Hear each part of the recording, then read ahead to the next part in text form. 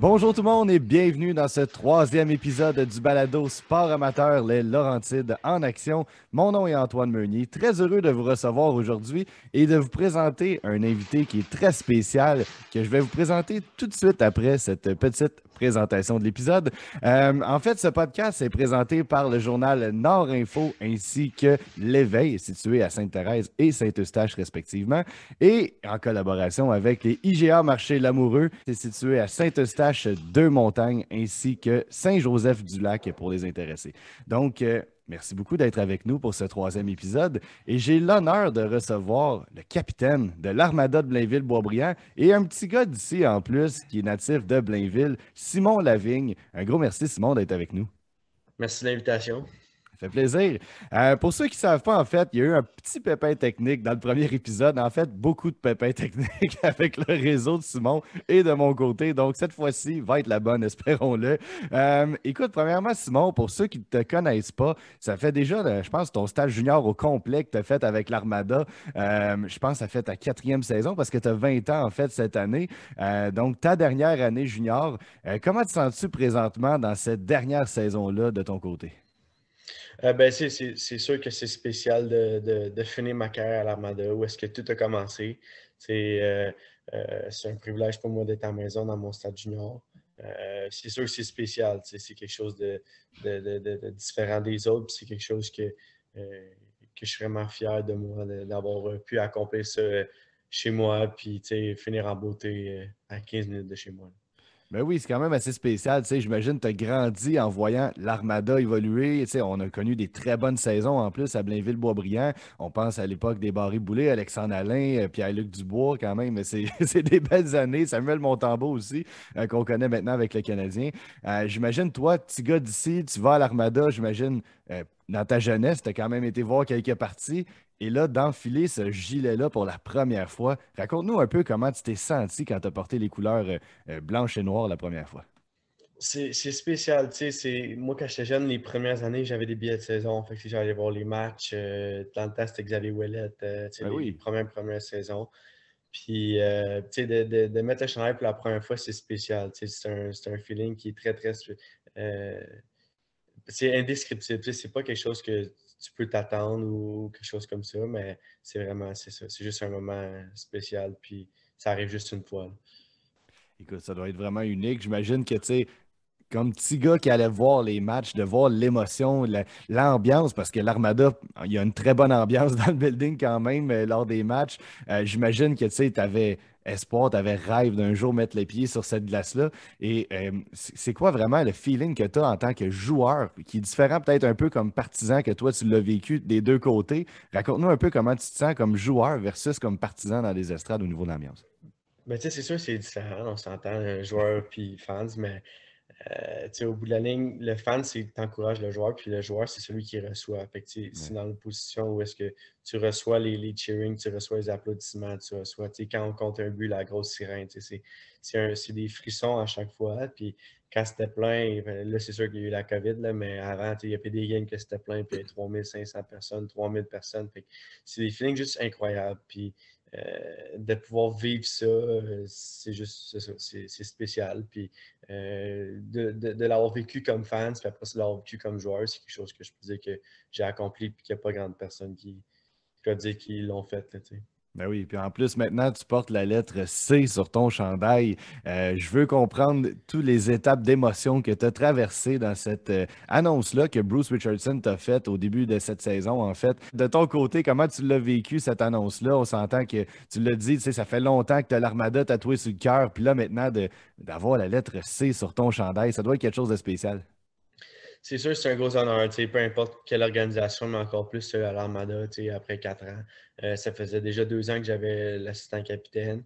Tu sais, c'est des marques de confiance des entraîneurs puis de l'organisation. Puis c'est un rôle qui est très spécifique, un rôle qui est très important parce que t'aides les plus jeunes, t'aides les coéquipiers, puis tout ce qui est en esprit d'équipe, il faut que ça soit tout fluide. Puis, tu sais, mais d'un autre côté, il faut que tu restes la personne que tu es.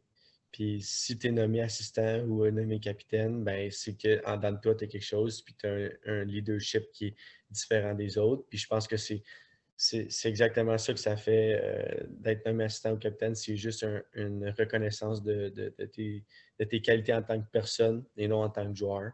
Fait que, quand j'ai été nommé au mois de septembre, c'est vraiment que j'ai quelque chose qui est venu me toucher, qui est venu me dire, bon, ben, c'est un gros, gros honneur pour moi de pouvoir représenter l'Armada de cette façon-là. Effectivement, puis tu sais, on le sait que c'est une étape importante pour un joueur, c'est une reconnaissance de leadership, si on veut. Tu sais, on le sait que les joueurs, pas nécessairement veulent avoir cette lettre-là, mais c'est quand même une étape importante dans une carrière. Tu sais, ça démontre, d'un, l'entraîneur qui te fait confiance, de deux, que tes coéquipiers voient également ça en dedans de toi. Puis j'imagine que, tu sais, est-ce que ça a changé quelque chose, je veux dire, au niveau du vestiaire? Est-ce que tu as senti que les gars t'écoutaient plus ou est-ce que tu as senti que, tu sais, quand tu te lèves, là, tout d'un coup, il y a un petit peu plus d'importance? Ou pas du tout, c'est la même chose, juste une lettre qui change. Ben, c'est sûr que ça change un petit peu, mais pas drastiquement. Tu sais, les gars, ils t'écoutent, puis ça, c'est sûr, mais peu importe qui se lève dans la chambre, les gens vont l'écouter. Tu sais. Si t'es une personne qui se fait respecter dans ta chambre, les gars vont t'écouter. Fait que oui, ça change parce que tu sais, c'est sûr que c'est différent un capitaine ou autre chose, mais d'un autre côté, ça ne change pas tant que ça. Puis il ne faut pas que ça change trop ta personne puis ce que tu fais non plus. Il ne faut pas que ça te monte en tête. Il ne faut pas que ça change complètement qui tu es. Euh, mais tu sais, oui, dans un sens, ça change quelque chose au niveau de ton impact dans le champ et tes responsabilités en tant que joueur. Ben écoute, effectivement, en passant, excusez pour les gens qui sont sur, sur la vidéo présentement. Simon, on te voit geler une fois sur deux, mais l'important, c'est que ton son ne coupe pas cette fois-ci. Fait que Parfait. ça fait juste des drôles de visage, mais on va essayer de rester concentré là-dedans. Mais bref, au Good. moins ton propos, il n'est pas coupé, c'est ça qu'on veut. Sur Spotify, on va n'y Parfait. voir que du feu. Euh, oui, écoutez, ben, c'est effectivement très bon ce que tu dis, parce que tu sais, on se demande souvent c'est quoi l'importance d'un capitaine. Tu sais, il y a des leaders silencieux, des leaders qui prêchent par l'exemple. De ton côté, je pense que tu es pas mal plus un leader qui prêche par l'exemple parce qu'on sait que tu n'as pas peur de te sacrifier pour l'équipe. On sait que tu n'as pas peur de te mettre devant les rondelles pour les bloquer ou si tu as acheté les gants, tu vas le faire également. Je sais également que tu as déjà vécu une, une histoire un peu traumatisante pour plusieurs. Dans mon cas, j'étais en tant que photographe cette journée-là à l'Armada au tout début de ta carrière. On en a parlé au début de l'autre podcast, puis c'est quand même une étape importante dans ta carrière qui a changé pas mal ta vie quand même, qu'on le veuille ou non, positivement et négativement, mais ça a quand même eu des effets constructifs, si on le veut. Une anecdote qu'on veut t'entendre raconter de l'intérieur, comment toi tu l'as vécu à ta première année junior avec l'Armada lorsque tu as, je ne sais pas comment dire en d'autres termes, mangé un shot d'en face. C'est carrément, là, vraiment, tu as eu un tir directement dans le visage, si on veut le dire de cette façon-là, qui t'a vraiment, vraiment pas manqué. Je me souviens encore de voir la séquence, le son, le bruit, c'était horrible pour tous les partisans dans les estrades. Et puis, tu as perdu beaucoup de sang et des dents également sur l'impact. Raconte-nous tout ce qui s'est passé par la suite, les impacts que ça a eu sur ta vie et sur ton physique, qu'on le veuille ou non, et comment toi tu l'as vécu à ce moment-là, cet événement-là. Oui, exact. Dans le fond, c'est bien décrit, shot direct d'en face. Il n'y a pas de déviation, pas rien pour ralentir la rondelle. Tu sais. Fait que non, c'est directement au visage. Puis c'est arrivé au mois de janvier à mon année de 17 ans. Euh, Ça a été quelque chose, quelque chose. Tu sais, l'impact, c'est ça. Tu peux pas, je suis pas capable de le dire parce que j'ai perdu conscience du coup. Puis, tu sais, ça va très, très vite. Tout va vite. Puis, j'ai perdu mes deux palettes en avant. Puis, j'ai eu aussi une reconstruction de la lèvre supérieure parce que c'est ça, ben, avec l'impact, ma lèvre a comme carrément ouvert. Fait que, Ah, là, c'est ça. Fait que, ah. mais j'ai été vraiment chanceux au niveau de ma lèvre. J'ai vraiment eu un super service à l'hôpital à Laval.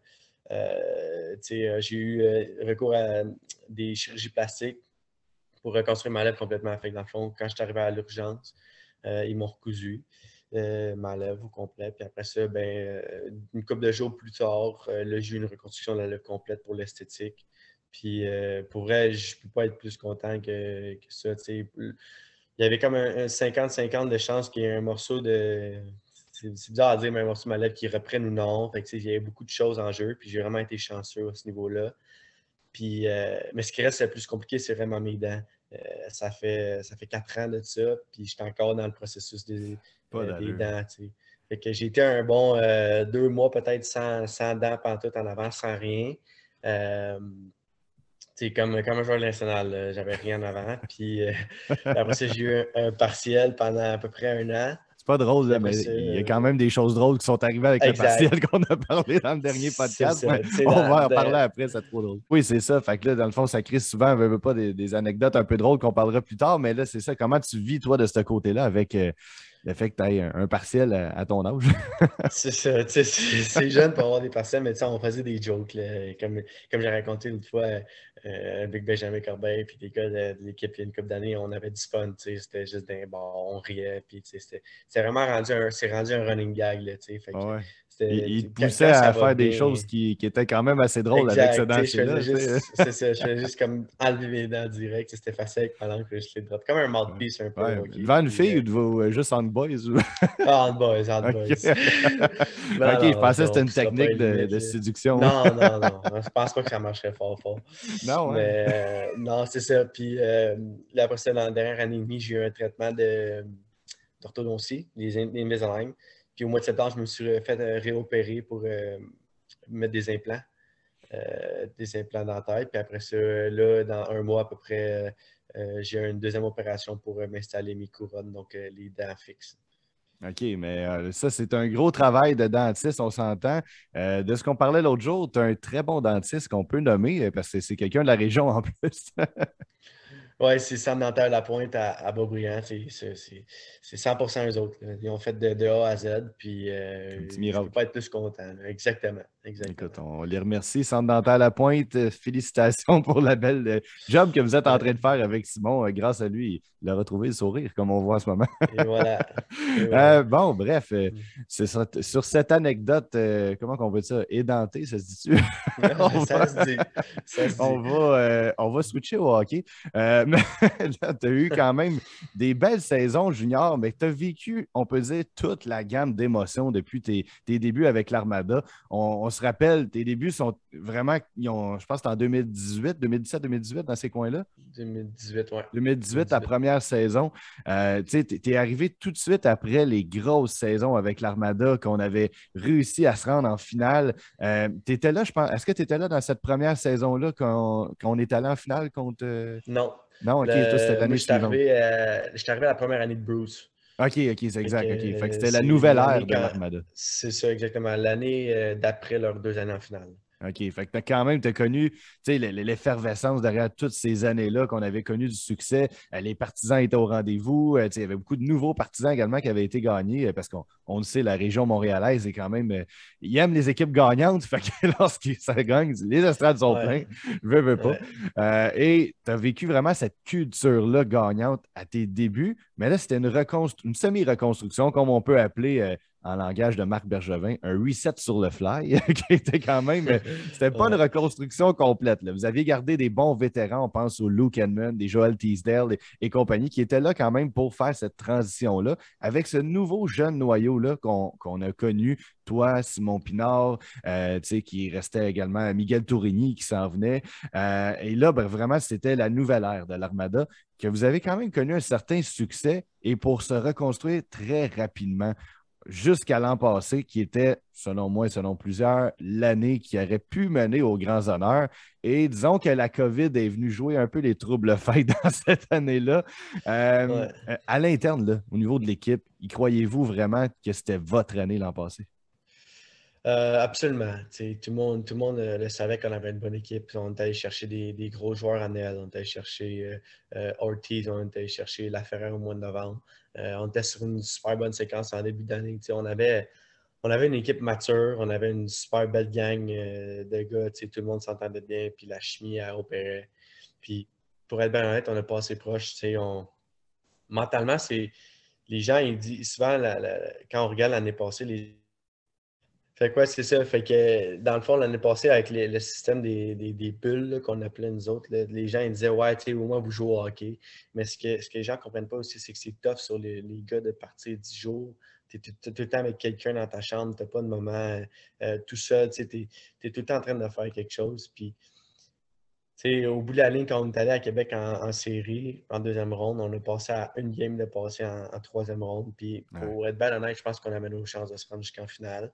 Fait que oui, on avait l'équipe pour tout gagner, puis on croyait en nos moyens, mais c'est juste que c'est une question de circonstances des fois, puis qui le veut plus. Puis regarde, on a eu la preuve en finale quand Victo ont gagné. Personne ne les voyait gagner contre Val d'Or, puis regarde, ils l'ont gagné, puis ils l'ont mérité. Puis, Effectivement. Je pense que c'est vous avez perdu par un match quand même contre eux autres. Là, on s'entend. Là, vous étiez revenus dans cette série-là. L'ambiance a dû ça. être bonne dans le vestiaire quand même contre Victo. Là. C'est ça, exact. On y croyait. Là. On n'était pas on s'en va en playoff, on va pas après une ronde. Non, non, on y croyait, on voulait aller jusqu'au bout. Puis c'était tout le temps des games séries. Puis quand ça a fini, ben, tout le monde broyait dans la chambre. Puis on savait qu'on ne jouerait plus jamais ensemble. Puis il y en a un qui allait dans la Ligue américaine, l'autre universitaire, l'autre serait échangé. On le savait. Mais on croyait vraiment en nous l'année passée. C'est cruel quand même, le junior. On le sait, ça fait partie de la game. Je vois beaucoup de partisans qui ont été déçus, veux pas, par les transactions qu'on a eues durant la période de la pause, qui était comme un peu trop longue finalement. Là. Mais dans cette période du temps des fêtes où ce qu'on a vu Miguel Tourigny quitter pour Batters, également Zachary Roy, puis vous avez perdu Simon Pinard à Gatineau. C'est des gros morceaux dans le vestiaire, mais ça fait partie du hockey junior. C'est un cycle et qu'on sait que ça dure environ 4 ans. Un cycle junior dure 4 ans, mais au bout de la ligne, vous devez reconstruire une équipe peut être championne et dernière l'année suivante. Un peu comme le Canadien cette année, mais bon, on le sait que c'est cruel le junior parce que vous êtes quand même, il y a des kids de 16 ans, il y a des gars de 20 ans, vous êtes quand même à votre début de vie adulte. Et vous devez vivre quand même ces grosses émotions-là, de voir vos amis partir du jour au lendemain, de voir que vous avez bâti une chimie, puis du jour au lendemain, ben, leur stage junior à eux sont finis, l'autre est échangé. À l'intérieur du vestiaire, là, ça doit être des grosses émotions à gérer quand même.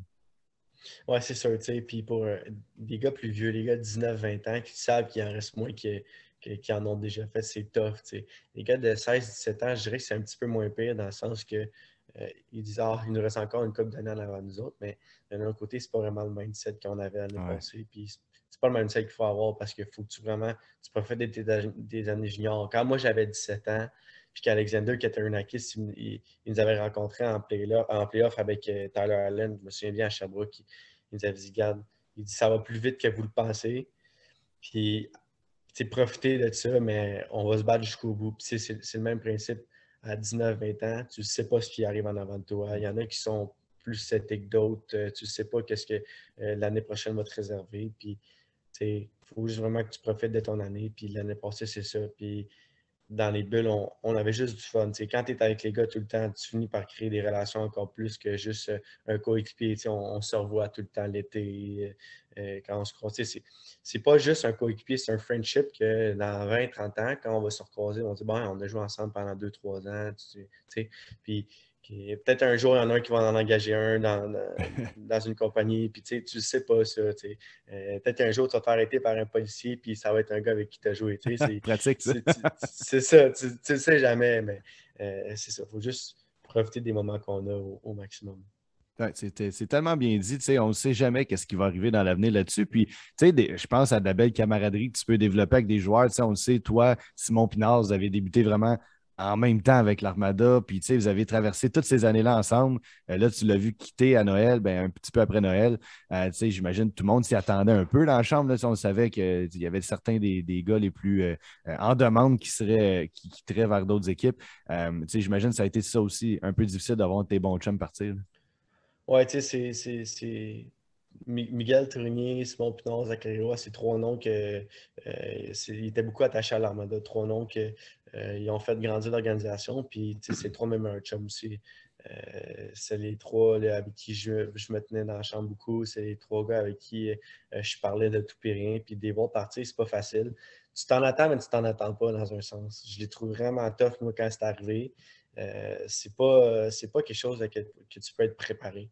Tu ne sais jamais comment tu vas réagir. Puis tout le monde réagit d'une façon différente. Puis ces trois gars-là avaient tellement un gros impact, autant pour l'organisation que pour moi, qu'au bout de la ligne, les voir partir, ça fait quelque chose. Il y a eu un moment d'adaptation. Ça n'a pas toujours été facile, mais regarde, eux autres, ils ont du succès dans leurs équipes respectives, puis ils ont une chance de performer avec une autre organisation, puis tant mieux pour eux. Puis de mon côté, c'est la même chose avec l'Armada. Ça va être donner le départ des uns fait le bonheur des autres, dans un sens que Ça donne des plus de jeunes joueurs temps. ont plus de temps, plus de responsabilités. Fait que, rien arrive pour rien dans la vie, puis je suis vraiment content pour eux qui aient trouvé une niche dans une autre organisation. Puis ça ne change rien dans notre relation d'amitié. Tous les semaines, tous les jours, quasiment, on se parle. Fait que ça ne change rien au niveau relation humaine. Mais Ben c'est oui. sûr qu'il y a des bons parties puis des bons pas mal moins que j'y voyais, ça fait quelque chose. Effectivement, ça doit être spécial. On a quand même vu le retour à Blainville-Boisbriand de Miguel Tourigny avec Acadie Batters il y a 2 semaines. Ça a fait bizarre de le revoir dans un autre uniforme. J'imagine encore plus pour vous en tant que joueur, ancien coéquipier, ami de Miguel. On a vu une belle ovation des 500 partisans seulement qui étaient autorisés sur place. C'était pas beaucoup, mais quand même, on n'avait pas le choix de faire avec. Mais les 500 partisans lui ont fait une belle ovation, un petit vidéo hommage pour ses belles années avec l'Armada. J'imagine que c'est quand même émotif d'affronter un de ses anciens coéquipiers. Je vous ai même vu des fois vous chamailler un peu dans le coin. Y a des petits insights qui c'est sur la glace? Ouais, mais tu sais, c'est comme tu dis, c'est spécial. Là, ça fait bizarre là, de le voir dans une autre organisation. Puis je pense que l'Armada, on a eu de la classe de une belle ovation comme ça. J'aurais aimé ça qu'il y ait plus de monde dans les estrades. Puis je suis Ben sûr oui. que lui aussi aurait aimé ça.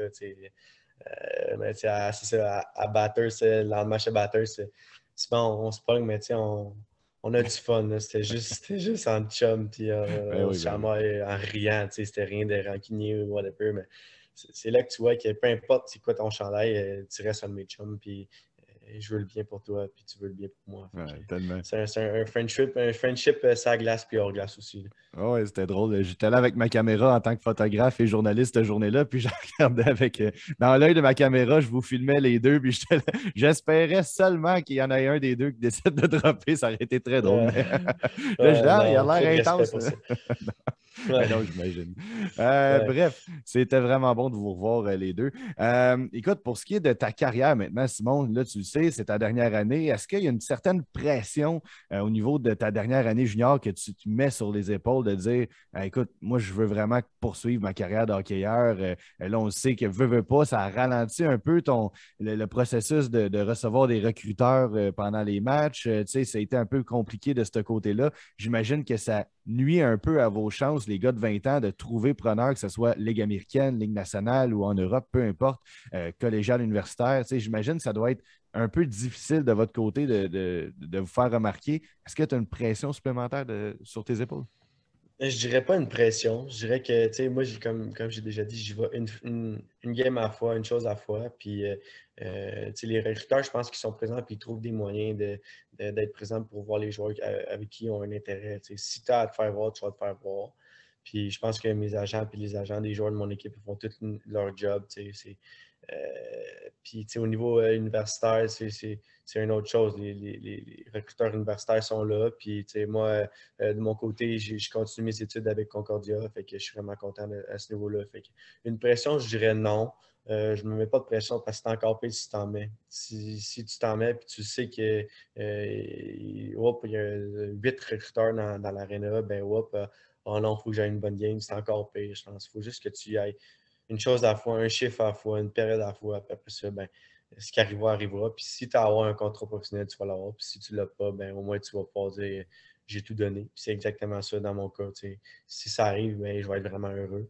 Puis si ça n'arrive pas, ben, je vais être content de continuer mes études puis continuer ma carrière universitaire.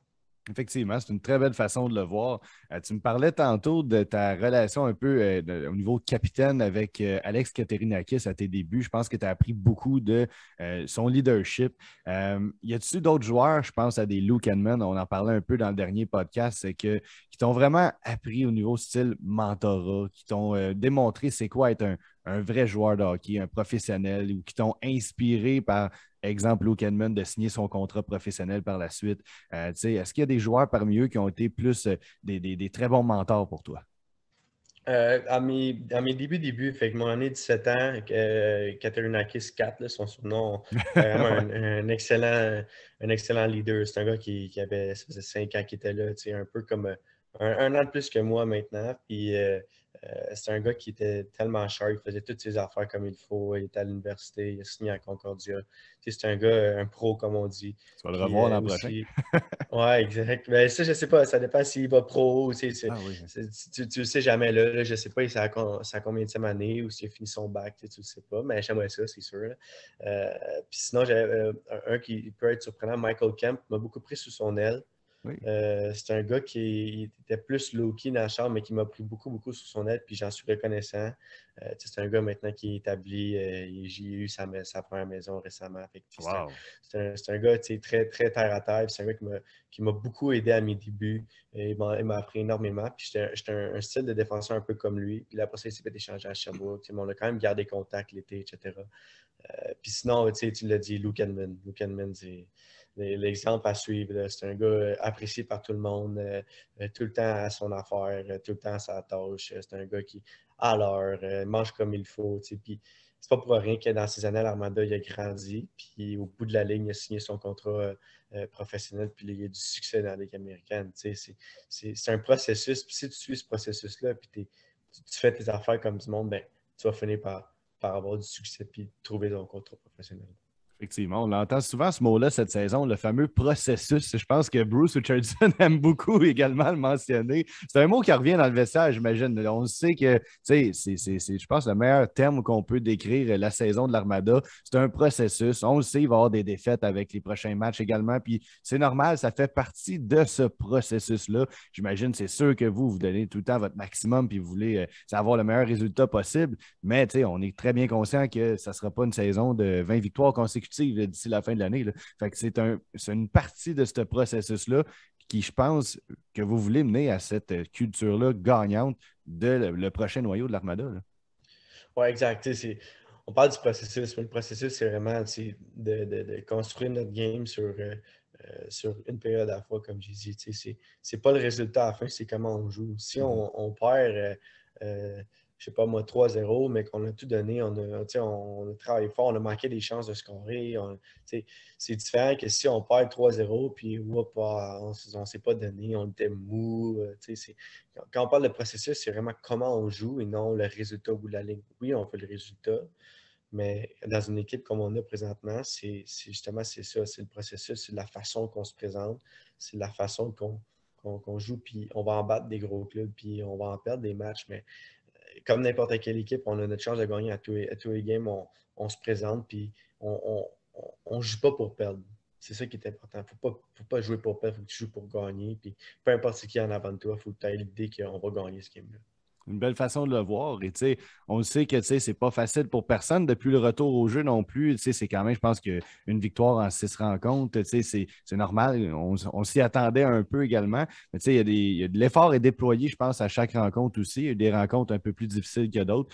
Vous avez vécu une série aller-retour contre Québec en fin de semaine. On n'avait pas eu la chance d'en parler, étant donné que la première prise était avant les matchs contre Québec.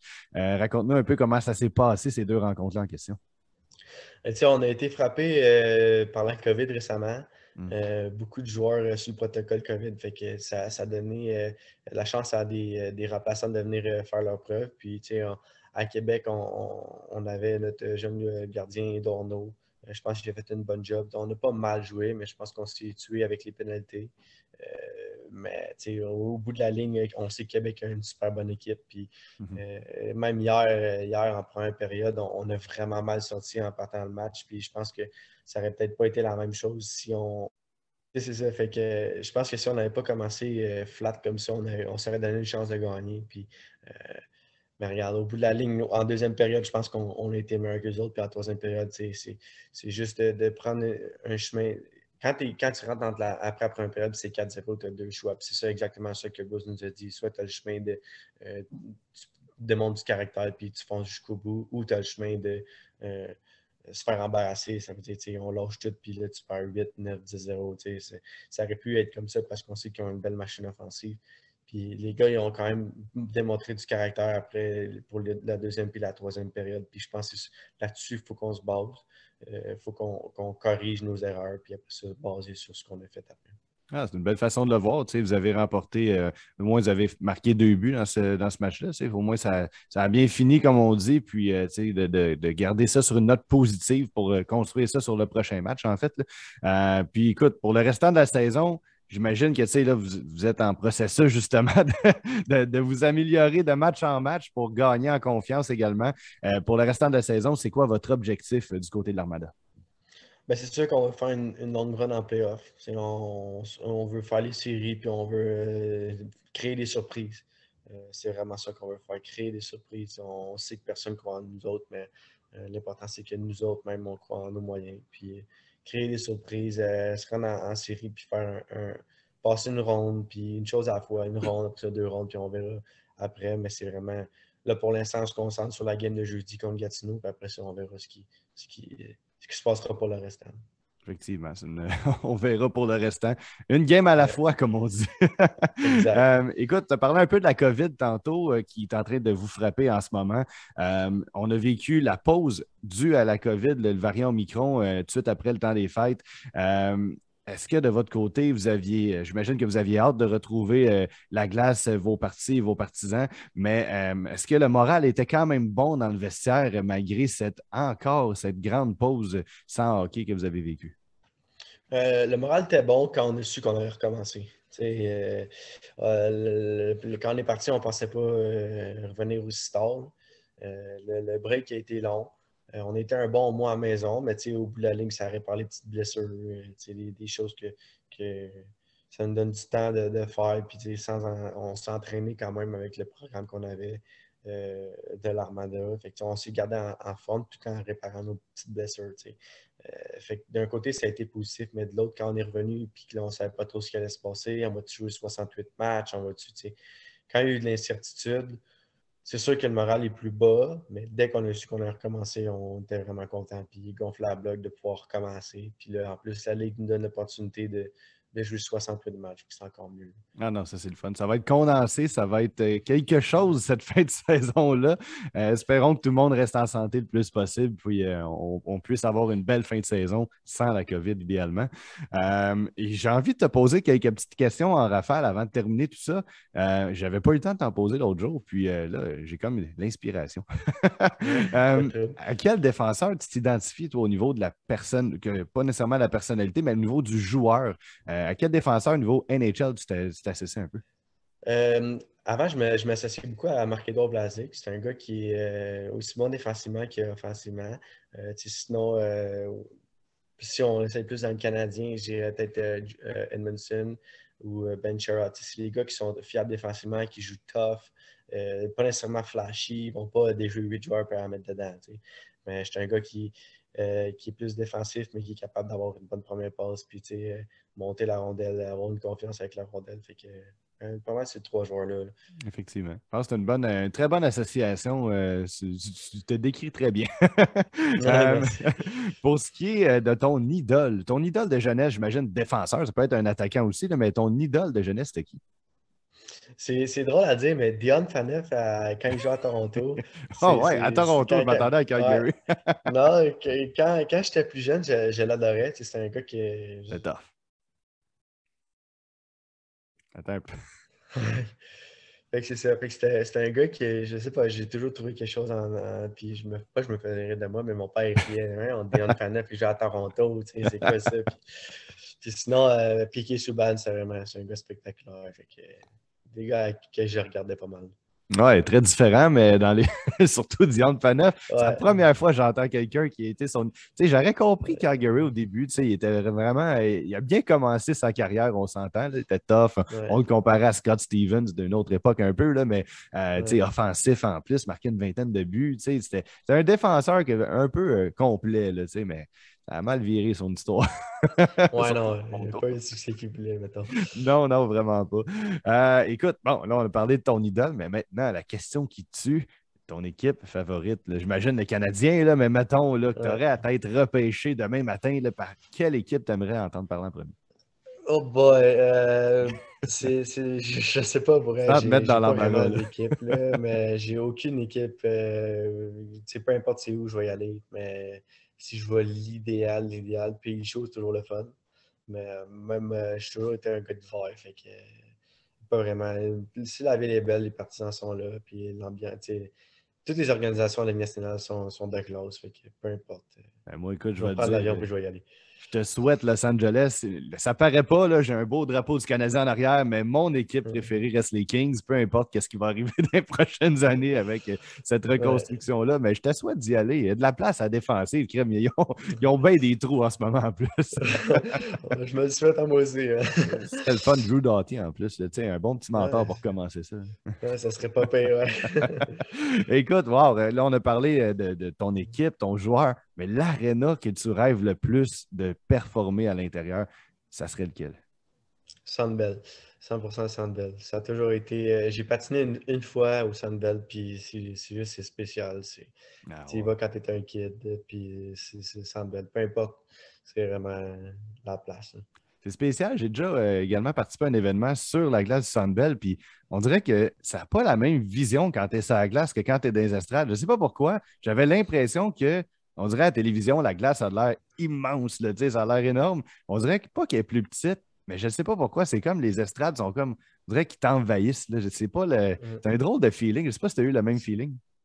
Ben, c'est comme un peu au centre Vidéotron. Au centre Ouais. Vidéotron, quand tu es des estrades, c'est différent. Puis tu vois que ça monte très haut jusqu'au plafond. C'est un feeling différent, mais tu t'habitues. Je pense que les gars sont habitués. Oui. Quand tu es rendu là, c'est parce que tu en as vu des pas pires arénas. Là, mais ça, c'est juste le feeling d'être à Montréal, le feeling de jouer au Centre Bell. Où est-ce que j'allais quand j'étais un kid voir les Canadiens. Ouais, C'est ça juste doit un être trip spécial. d'enfant. Ça doit être Ouais. spécial. J'ai reçu une couple de joueurs, Émile Sanson, Alexandre Alain au podcast, puis on jasait de ça justement. Puis il y a certains qui me sortaient le Madison Square Garden, eux autres, qui me disaient au niveau mythique, là, c'est quand même un aréna qui a une histoire derrière tout ça. Puis toutes sortes de, tu sais, le plafond de bois. Puis, tu sais, ça doit être quand même spécial. Il y a tellement d'arénas comme ça, mais le Centre Bell, pour un petit Québécois, un gars de la région, ouais, on s'entend que ça doit être assez spécial, merci.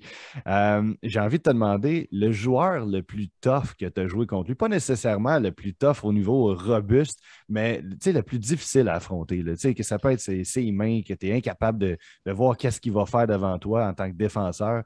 C'est qui celui que tu as affronté au niveau de la LGMQ? Je dirais Alexis Lafrenière. C'est pas. Il y a des joueurs, je dirais Alexis Lafrenière parce que c'est un joueur exceptionnel, on le sait tous. Là. C'est un joueur que tu sais pas qu'est-ce qui va arriver, quand il a la rondelle, tu sais jamais qu'est-ce qu'il a en tête. Puis il y a toujours quelque chose. Il fait tout le temps quelque chose pour rendre les autres meilleurs. D'un autre côté, tu as encore des joueurs comme Jacob Pelletier, Samuel Poulain. Samuel Poulain est très difficile dans les coins. Tu as eu beaucoup de talent. J'ai eu beaucoup de talent avant de moi. Mais je dirais que celui qui sort du lot, c'est vraiment Alex Lafrenière. Qu'est-ce qu'il y avait de si spécial? Tu sais, on l'a vu en tant que partisan, mais en tant que joueur, là, tu sais, je me dis tout le temps, on le sait qu'il fait des choses différemment, puis c'est pas pour rien qu'il a été repêché premier au total aussi. On s'entend, il faut que tu sois un talent exceptionnel. Là. Mais qu'est-ce qui fait de temps différent sur la glace que d'autres ne sont pas capables de faire? Je dirais que c'est son intelligence. C'est un gars qui il est tout le temps à bonne place au bon moment. Il va tout le temps, peu importe dans quelle situation il est mis, il trouve la façon de s'en sortir. C'est un gars je suis certain qu'il va avoir du succès dans les prochaines années nationales parce que c'est un gars hyper intelligent avec la rondelle, puis aussi sans la rondelle. Ouais, j'imagine que ça doit être quand même surprenant pour toi, comme d'autres partisans, de voir que c'est quand même difficile à ses débuts, qu'on s'entend qu'un premier show au total, souvent, ils ont tendance à avoir des performances, tu sais, on pense à McDavid et compagnie, c'est sûr, là, mais tu sais, des Matthews qui ont eu quand même des grosses performances à leur première saison. Ça a été plus tranquille pour les deux premières saisons du côté d'Alexis Lafrenière. J'imagine que ça doit quand même être surprenant pour vous. Ben, c'est sûr que c'est surprenant, mais quand tu es rendu à la Ligue nationale, c'est tous les meilleurs joueurs au monde. Là, c'est pas juste au Ah. Québec, là, c'est au monde. Là, fait que c'est complètement différent. Puis j'en doute pas, moi, que il faut que tu sois patient avec des joueurs comme ça. Là.